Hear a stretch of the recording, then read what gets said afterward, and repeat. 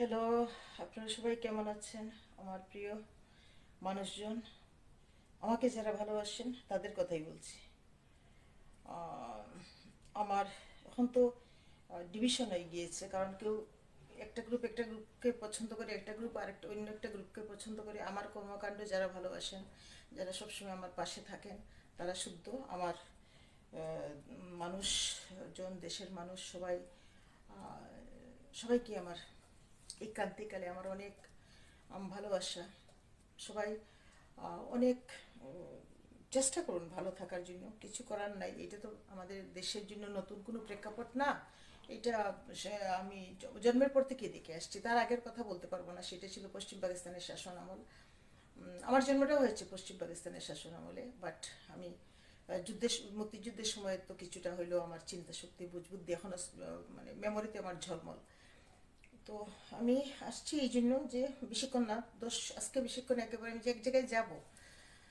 আমি আসছি এই জন্য কি দুটো কথা বলতে, যে দেখেন, পৃথিবীর অনেক হসপিটালগুলোতে, আমি আগেও বলেছি এই কথাটা, যে যখন একটা পেশেন্টের জন্য ডক্টররা কিছু করার থাকে না, ডক্টররা সব চেষ্টা ব্যর্থ হয়, তখন বলে যে তোমরা করো, প্রার্থনা করো।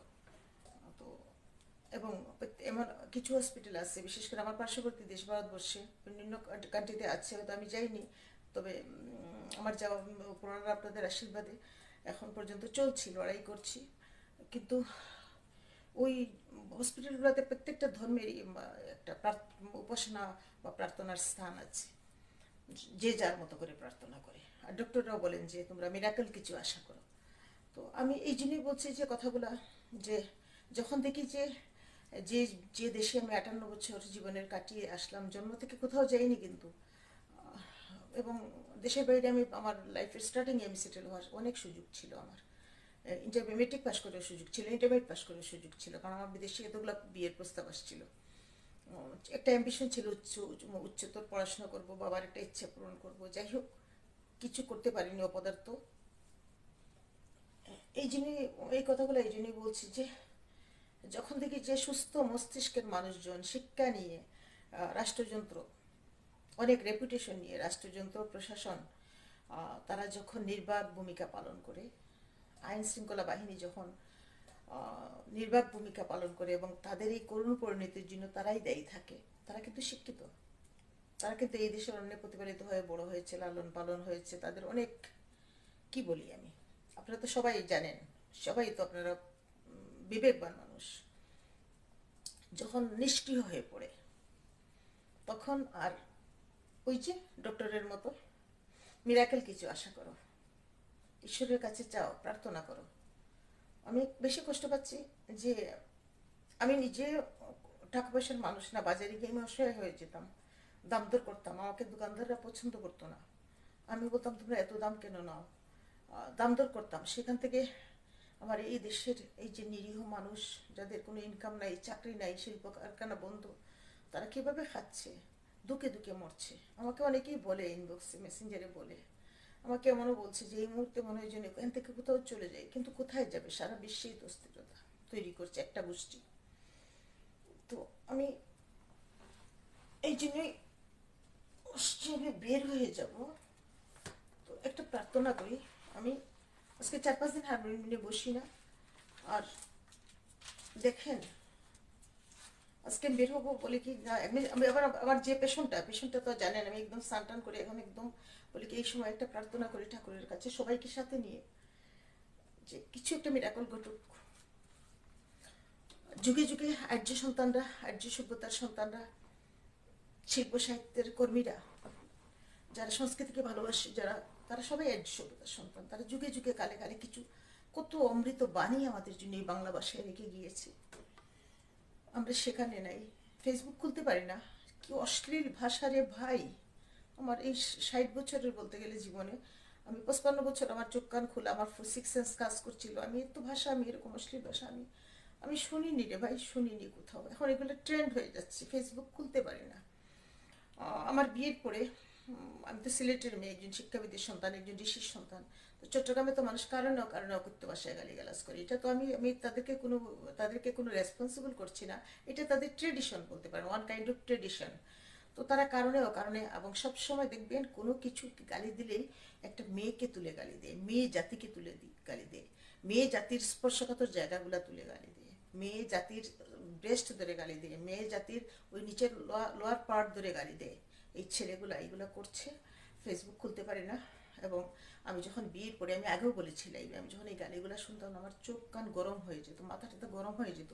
আমি এগুলো অ্যাবজর্ব করতে, আমি এগুলোকে নিতে আমার বছরকে বছর লেগেছে। সেই পঙ্কিলতার মধ্যে আমি সাহিত্য নিয়ে, কলম নিয়ে, কালি নিয়ে বসি। ফেসবুক খুলতে পারে না, শুধু মেয়েদেরকে গালি গালাস। একটা পুরুষ একটা পুরুষকে গালি দিচ্ছে, গালিটা দিচ্ছে মেয়েকে, মেয়েকে দিয়ে গালি দেয়, অমুকের ছেলে, ওই ওই মাগের ছেলে, খানকির ছেলে, এই সমস্ত। যাক, আমি এই সমস্ত ভাষা, এখন আমি এই সমস্ত, আমরা আসলে কি জানেন, একটা একটা গল্প আছে, একজন বড় অফিসার সে ট্রান্সফার হলো। ট্রান্সফার হয়ে গিয়ে সে পড়লো কোথায় জানেন, ওই যে আপনার ওই যে মাছ টাছের আড়ত আছে না, মাছের আড়তের পাশে তার বাংলোটা, তার বাড়িটা পড়লো। তো সে তো তার ফ্যামিলি নিয়ে গিয়েছে। তো এখন প্রথম প্রথম বউ তার সাথে খুব ঝগড়া করে, বলে কি যে আমরা এত সুন্দর জায়গায় ছিলাম, এত সুন্দর ফুলের পারিজাত সুশোভিত উদ্যানের একটা বাংলো বাড়িতে ছিলাম, তোমার ট্রান্সফার হয়ে তোমাকে এখানে, ট্রান্সফার করে এখানে তোমাকে কি দিয়েছে, দিয়েছে একটা যে একটা মাছের শুটকির আড়তের পাশে তোমার বাংলোটা পড়েছে। দুর্গন্ধে সে মহিলা তার বাচ্চা কাচ্চা থাকতে পারতো না। তো 2-2.5 বছর পরে আবার তাকে ট্রান্সফার, ওখান থেকে ট্রান্সফারের অফার আসলো। সে তার ওয়াইফকে বলতেছে, আমি তো চাইলে এখন ট্রান্সফার নিতে পারবো, 2-2.5-3 বছর হয়ে গেছে, আমি কিন্তু এখানে আমার কর্মস্থলটা ভালো লাগছে। তখন বউটা বলছিল যে না, আর ট্রান্সফার তুমি নিও না, এখন আমার আর কোনো সমস্যা নেই, আমি পুতির দুর্গন্ধ আমি সহ্য করতে করতে, এই নোংরা আবর্জনা দুর্গন্ধ আমি সহ্য করতে করতে আমি এইটাতেই আমি হ্যাবিচুয়েটেড হয়ে গেছি, আমি এইটাই আমার সাথে, আমার জীবনের সাথে এখন যায়। আমি আর এখন তোমার এই গোলাপ, কামিনী, রজনীগন্ধার এখন আর আমি সুবাস নিতে পারবো না। তো এক শ্রেণীর মানুষ আমাদের আজকে দেখেন, আমি বারবার বলি আমি আমার প্রজন্মকে দোষারোপ করি না, আমি কিন্তু 60 বছর বয়স এখন আমার, আমি বলতে পারি এরা আমার সন্তান, আমার নাতিপুতি, আমি কিন্তু এদেরকে দোষারোপ করি না। এদেরকে দোষারোপ করেছে এদের এদের পূর্ববর্তী জেনারেশন, এদের যারা যে উরুষেরা জন্মগ্রহণ করেছে, ওইগুলা বুকে বিত্তে, বারবারই তো আমি এগুলো বলছি এবং কালকেও আমার পোস্টে এগুলো আছে। এগুলো হলো অন্ধ, ধর্মান্ধ, এগুলো হলো বিবেক বর্জিত, রুচিহীন, পারভার্টেড, এগুলো হলো বিয়ে, স্বামী, স্ত্রী, সন্তান পয়দা, উৎপাদন, আর হইল এদের কোনো কাজ নেই, আর হইলো ভোগ বিলাস, বৃত্ত বৈভব, এটাই এদের জীবন, আর দখল, আর মানুষকে ইন্সপায়ার করে মানুষের বাড়িঘর পুরানো, জ্বালানো, ধর্মান্তরিত করা, এগুলোই এদের কাজ। তো এদের সন্তান আর প্রজন্ম কি হবে? আর আরেকটা কথা এখানে পাশাপাশি আমি বলি, যে ওই যে বারবারই বলি যে শুনেন, আমি কিন্তু অনেক পড়াশোনা করি, আমি কিন্তু আপনাদের অনেক তথ্য উপাত্য দিয়ে বলতে পারতাম, কিন্তু আমি বলবো না, আমি বলবো আমজনতার কথা, তৃণমূলের অত্যন্ত সাধারণভাবে আমি কথাগুলো বলে যাচ্ছি। আরেকটা হলো যে ওই যে বারবার বলি, প্রত্যেকটা সরকার এই জেনারেশন তৈরিতে ব্যর্থ হয়েছে, এটাই শেষ কথা। ওদেরকে দোষ দিয়ে লাভ লাভ কি? প্রত্যেকটা সরকার এই জেনারেশনকে ব্যবহার করেছে, ওদেরকে মনস্তাত্ত্বিক জায়গা তৈরি করতে ব্যর্থ হয়েছে। আমার একটাই সাফ কথা ভাই,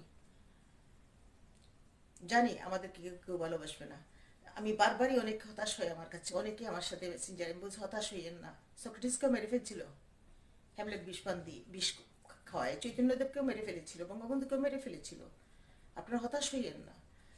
তো আজকে কেন জানি না, আমি গানটা জীবনেও করিনি, আমার 2-3 দিন যাবত এই গানটা আমার খুব মনে আসছে, একটু 2টা লাইন গাওয়ার চেষ্টা করি, গানটা গিয়ে আমি চলে যাব। আমি জানি, দেখি কেউ কি সংযুক্ত হয়েছেন কিনা।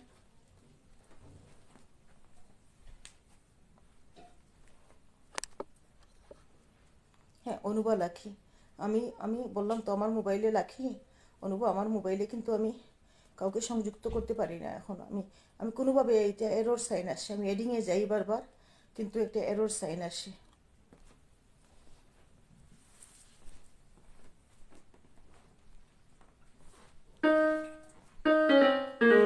আসলে আমি কথাও বলতে পারছি না, আমার মুখ দিয়ে ভাষা বেরোচ্ছে না, আর সবসময় একটা গ্রুমি ডিপ্রেশনে থাকি। আর বলেন, মোবাইল একটা হাতে তো সবার থাকে, আপামর বাঙালির এখন সব মানুষেরই থাকে।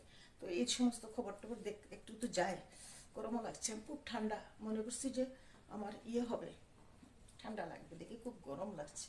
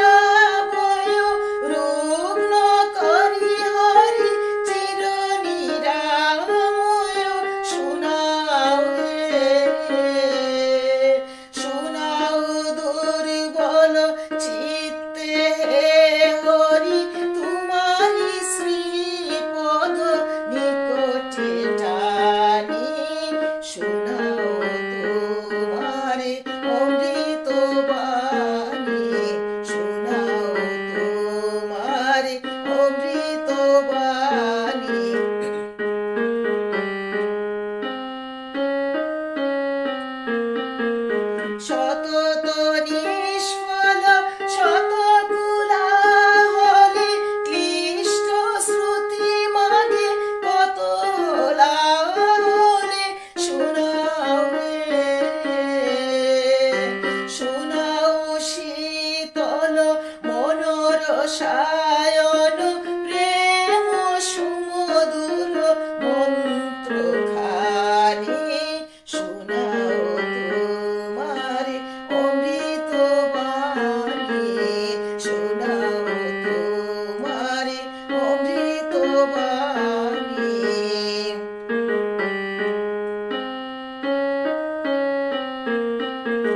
হোক সে ধরণী দিক প্রসারিত মিশ্র কলবর চাপিয়া উঠুক সে ধরণী শিহরি পুলকে কাঁপিয়া সুখে কাঁপিয়া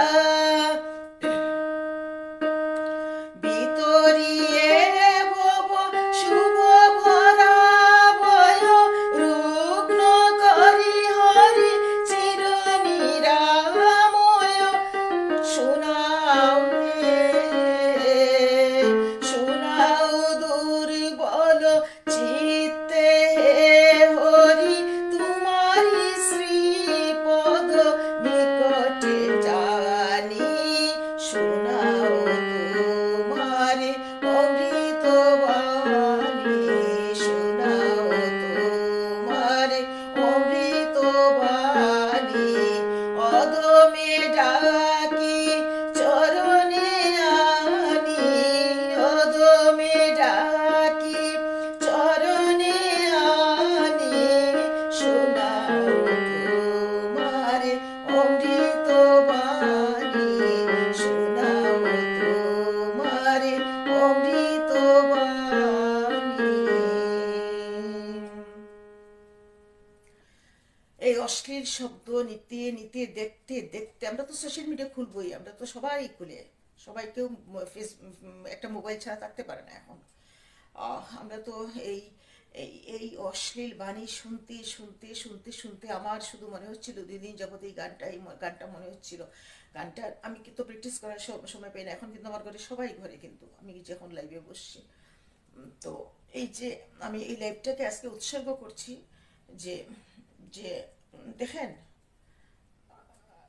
র্যাবের তথ্য ইনফোর্স বা প্রেস ফোর্স বলেছে যে কোনো কিছু পায়নি দীপু দাসের বিরুদ্ধে তারা এখনো পায়নি আমি যা একটু দেখলাম আমি যদি ভুল না করি ভুল করলে ক্ষমা করে দিবেন প্রথম আলোর থেকে সবাই 2-একটা পত্রিকা মিডিয়া বলেছে যে তার কোনো বিরুদ্ধে কোনো অভিযোগ পায়নি তারা দেখেন একটা একটা গোষ্ঠী কতটুকু উন্মাদ বর্বর হইলে যে শিক্ষা জাজমেন্টাল না হয়ে তারা আইনি তারা মানুষের বিরুদ্ধে অভিযোগ থাকতেই পারে দীপু দাস যে ভালো আমি সেটা বলছি না আমি চিনি না তাকে বা খারাপ আমি সেটাও বলছি না সে খারাপ হবে কেন সে একটা নিরীহ এদেশে এখন সংখ্যালঘুরা তো অর্ধার অনাহারে নির্যাতিত হয়ে বেঁচে আছে জীবন্ত লাশ হয়ে বেঁচে আছে তখন সে যদি কোনো ভুলও করে থাকে মানুষ মাত্রই ভুল করে বুঝবুদ্ধির কত অভাব দেখেন আর বিশ্বের ত্রাস হয়ে গেছে তাকে তোমরা পুলিশ ডাকো বসায় রাখো 999 ফোন করো 999 ফোন করো তাকে ডেকে আনো ওই সময়টুকু তাকে একটু জল দাও একটু মায়া করো বসায় রাখো তাকে তারপর তাকে তোমরা নিরিবিলি তোমরা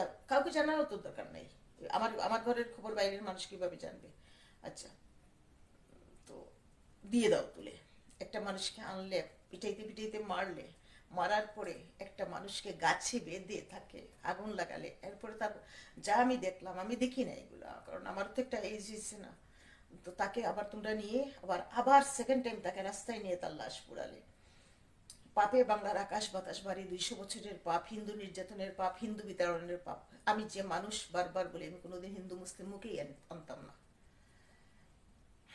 উদয় শুভবুদ্ধির উদয় হোক এই শক্তি একদিনে ইয়ে হয় নাই আর এই লাইফটা আজকে আমি সেই হতভাগ্য দীপু যে আকাশের নিহারিকা হয়ে গিয়েছে যে বিশ্বের এখন সন্ত্রাসের শিকারের যে রোল মডেল হয়ে গিয়েছে সেই দীপুর স্মৃতির উদ্দেশ্যে আমি আমার এই আজকের লাইফটা আমি উৎসর্গ করলাম আমার লাইফটা আমি ইউটিউবে রাখবো এটা থাকবে সব সময় আমি দীপুর লাইভে স্মৃতির উদ্দেশ্যে আমি বিধাতার কাছে প্রার্থনা করি তার মা বাবা শান্তি পাক তার আত্মীয় স্বজন শান্তি পাক তার তার মা রত্নগর্ভা মা, তার মা ক্ষণজন্মা মা, তার দীপুকে মহেন্দ্রক্ষণে জন্ম দিয়েছেন। আমি বলবো তুমি সুখ করিও না, তুমি সুখ করো কেন মা? তুমি তো তোমার ছেলেকে মহেন্দ্রক্ষণে জন্ম দিয়েছো। তোমার ছেলে আজকে বিশ্বের নির্যাতনের রোল মডেল হয়ে গিয়েছে। একটা ছেলেকে কিভাবে মারতে পারে, একটা মানুষকে কিভাবে মানুষ মারতে পারে, আমি কথা বলতে পারছি না। সে রোল মডেল হয়ে গিয়েছে, সারা বিশ্ব দেখছে, সারা বিশ্ব ভাবছে, সারা বিশ্ব স্তম্ভিত, সারা বিশ্ব দেখছে। একটাই না, সারা বিশ্বের কাছে এখন একটাই নাম, সেটা বাংলাদেশ, সেটা বাংলাদেশ। আজ একটা একটা জ্ঞানী লোক ক্ষমতায় বসে আছে, নামটাও নিতে ইচ্ছা করে না। কারণ আমি 2006 সালে সে যখন লরিয়েট হিসাবে ডিক্লেয়ার হয়, আমি পেপারে, এখন আমার পেপার কাটিং আছে, চট্টগ্রামের বাসা খুঁজলে, ঢাকার বাসা খুঁজলে, পত্রিকার অফিসে এখনো আছে। আমি পেপারে একটা আমি কলাম লিখেছিলাম 6 সালে। দেখেন কবে, 6 সালে, আজ থেকে প্রায় 20-21 বছর আগে লিখেছিলাম যে শ্রদ্ধার তিলক এঁকে দিলাম, চন্দনের, রক্তচন্দন নয়, চন্দনের তিলক এঁকে দিলাম তোমার কপালে। সেই মানুষ যে আজকে এই পিচাস হয়ে তার নেতৃত্বে এত সব বর্বরতা বাংলাদেশে কায়েম করছে, কত স্থাপনা ধ্বংস করছে। আপনারা বলেন 50 বছর, আমি তো বলি 500 বছর পিছিয়ে গেছে। আর 1000 বছর পিছিয়ে কি যায় কি আসে, ইতিহাস তো ইতিহাস। আজকে দীপু নিহারিকা হয়ে আকাশে আছে, নক্ষত্র হয়ে আকাশে আছে। সে ক্ষণজন্মা, তার ছোট্ট একটা জীবন নিয়ে আসছিল। সে কিন্তু কোনো অন্যায় করেনি। একটা দীপু, একটা প্রদীপ, একটা রাজেন্দ্র, একটা সৌমেন্দ্র, এরা কোনো অপরাধ করতে পারে না। সারা বিশ্ব একটা কথাই এখন বলছে কি জানেন, যে এতগুলা রিলিজিয়ন আছে, অন্য কোনো ধর্মের কোনো মানুষ এরকম সন্ত্রাস করে না, স্কুলে আক্রমণ করে না, বাচ্চাদের উপর আক্রমণ করে না, বিচে মানুষ এনজয় করছে ওখানে গিয়ে আক্রমণ করে না।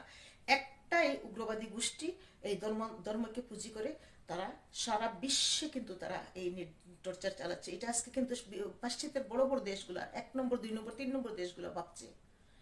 আর ইন্ডিয়া হয়ে গেছে, নেপাল আজকে আমাদের পতাকা পড়াচ্ছে, আমি দেখলাম নেপালের মানুষ পতাকা পড়াচ্ছে। এই আমাদের রাষ্ট্রে আমাদের পতাকা, এই মুক্তিযুদ্ধ, এই যে 2.5 লাখ মাগুনের সম্ভ্রম, এত 30 লক্ষ শহীদ, এত মানুষ আজ পর্যন্ত যে মুক্তিগামী জনতার মুক্তির জন্য, যে দেশের মানুষের মুক্তির জন্য প্রাণ দিয়েছে, এটার জন্য এই যখন যার জন্যই পতাকা পোড়ানো হইলো, এই দায়ভারটা কে নিবে?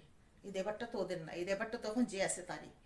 তো আমি রেখে দিচ্ছি, আর কথা বলবো না। দেখেন, ওনাকে আমি দেখেছি, বাট আমি সামনাসামনি দেখি নাই। আমাদের সময়ের বেড়ে ওঠা তো তখন তাদের জয় জয়াকার। আমি একটা গান করছি, আমি নাম নিচ্ছি না, কারণ এখন অনেক কিছু কপিরাইটে পড়ে যায়, নাম আপনারা জানবেন।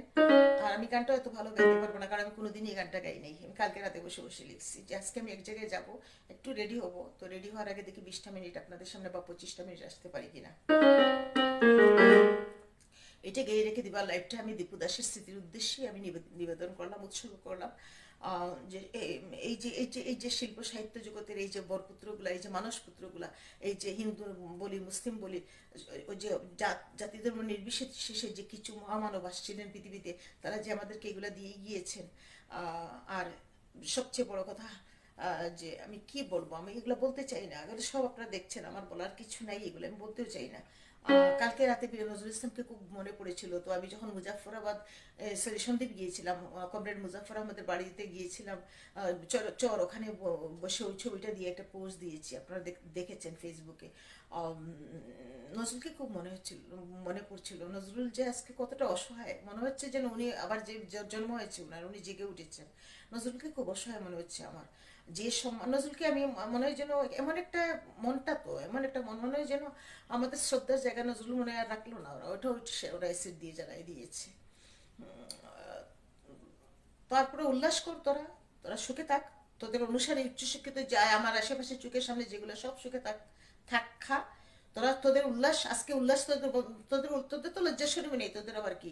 আজকে ধানমন্ডি 32 ভাঙছে, পত্রিকা অফিস ভাঙছে, সবই ভাঙছে, তোরা উল্লাস কর, তোরা আত্মতৃপ্তি নিয়ে ঢেকুর তুল ঘরে, তোরাই জয়ী হইলে। কোনো রক্ত, এত রক্তের বন্যা, এত রক্ত গঙ্গা, এত মানুষের মৃত্যু, কেউ জয়ী হইতে পারলো না তোদের কাছে, তোরাই জয়ী হইলি। এটা চাইছিলি তো, দীর্ঘদিনের, তো দীর্ঘ বছরের, এটা তো তোদের 200 বছরের চক্রান্ত। সব খাবি, খাবি আর বুক করবি, খা।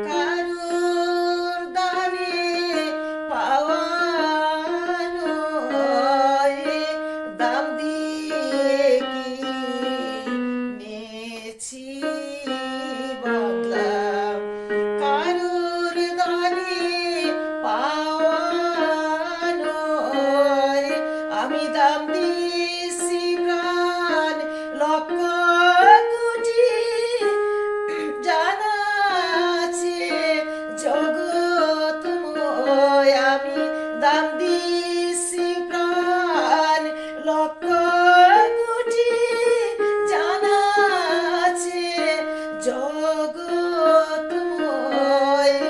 দাম দিয়ে কিনেছি বাংলা, কারুর দানে পাওয়া নয়। দাম দিয়ে কিনেছি বাংলা। 1757 সনে ভাইবা দেখেন পড়বে মনে। 1757 সনে ভাইবা দেখেন পড়বে মনে। দাম দিছি পলাশির মাঝে, ইতিহাস তার সাক্ষী রয়। আমি দাম দিছি পলাশির মাঝে, ইতিহাস তার সাক্ষী রয়। দাম দিয়ে কিনেছি বাংলা, কারুর দানে পাওয়া নয়। দাম দিয়ে কিনেছি বাংলা।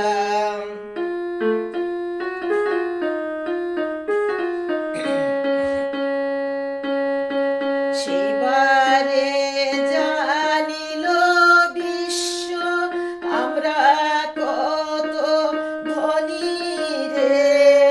সেবারে জানিল বিশ্ব আমরা কত ধনী রে। দান করিতে লক্ষ জীবন তুচ্ছ বলে গণি রে। সেবারে জানিল বিশ্ব আমরা কত ধনী রে। দান করিতে লক্ষ জীবন তুচ্ছ বলে গণি রে। 1857 সালে দাম দিছি ফের জানে মালে। পিছনে ফিরে চাইলে পরে 100 বছর কথা কয়ে। পিছনে ফিরে চাইলে পরে 100 বছর কথা কয়। দাম দিয়ে কিনেছি বাংলা।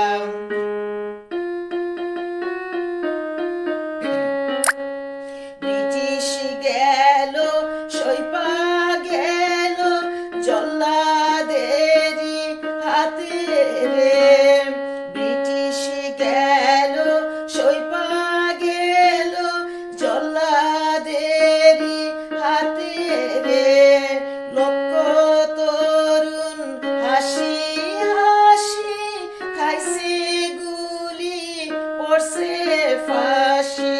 তবু না দুঃখিনী বাংলা তোমার আমার কারো হয়ে।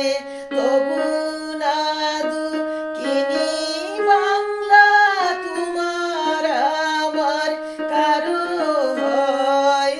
দাম দিয়ে কিনেছি বাংলা।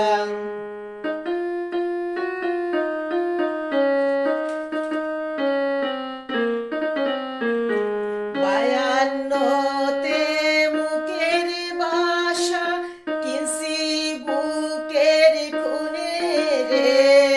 52তে মুখের ভাষা কিনছি বুকের খুনে রে। বরকতেরা রক্ত দিছে বিস্ময় অবাক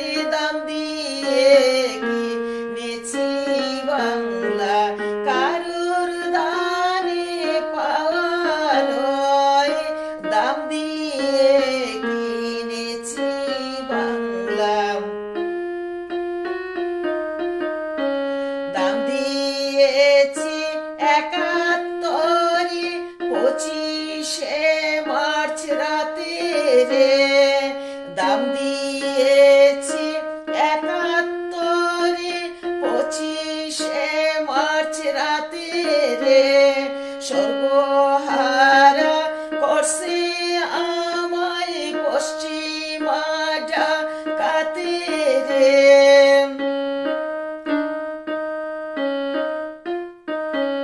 বাপের সামনে বলুক তো জুট, মেয়ের ইজ্জত হয়নি কি লুট। বাপের সামনে বলুক তো জুট, মেয়ের ইজ্জত হয়নি কি লুট। আজও বাংলার আকাশ বাতাস তরি সুখে উদাস হয়ে, আজও বাংলার আকাশ বাতাস তারি সুখে উদাস হয়। দাম দিয়ে কিনেছি বাংলা, কারোর দানে পাওয়া নয়।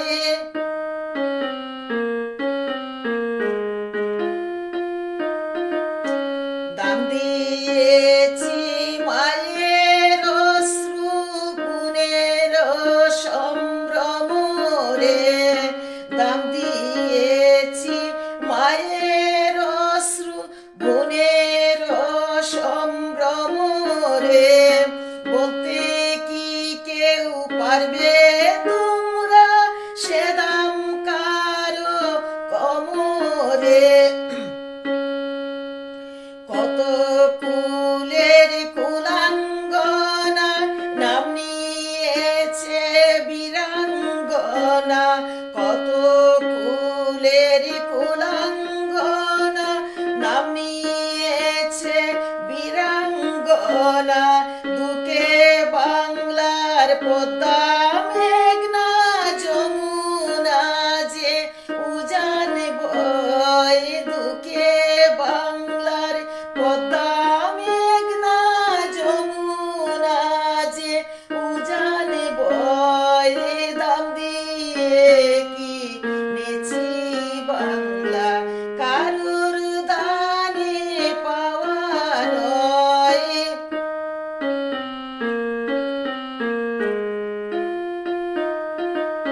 দাম দিয়েছে বুদ্ধিজীবী নামি দামি লোক কত, দাম দিয়েছে বুদ্ধিজীবী নামি দামি লোক কত। এ জন্মে কি বুঝবে রে ভাই আমার বুকের সেই কত, এ জন্মে কি বুঝবে কি ভাই আমার বুকের সেই কত। 1971 সালের 16ই ডিসেম্বর সকালে, 1971 সালে 16ই ডিসেম্বর সকালে, অবশেষে দুঃখিনী এই বাংলা মাঝে আমার হয়। অবশেষে দুঃখিনী এই বাংলা মাঝে আমার হয়। দাম দিয়ে কিনেছি বাংলা, কারোর দানে পাওয়া নয়। দাম দিয়ে কিনেছি বাংলা, কারোর দানে পাওয়া নয়।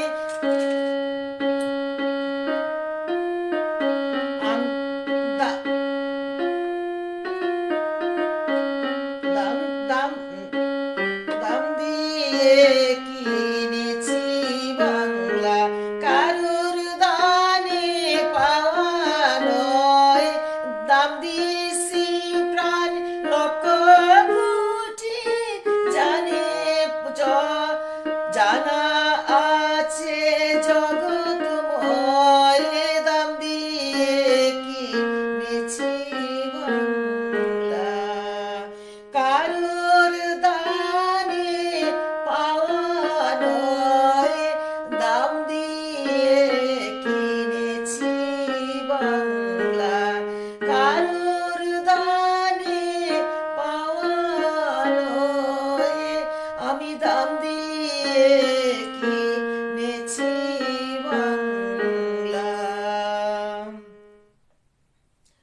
অনেক বড় গান, এগুলা প্র্যাকটিস লাগে, এগুলো আমি প্র্যাকটিস করতে পারি না। এখন করে সবাই বসে আছে, আমি একটু চুরের মতো বসে গেছি, চুরের মতো।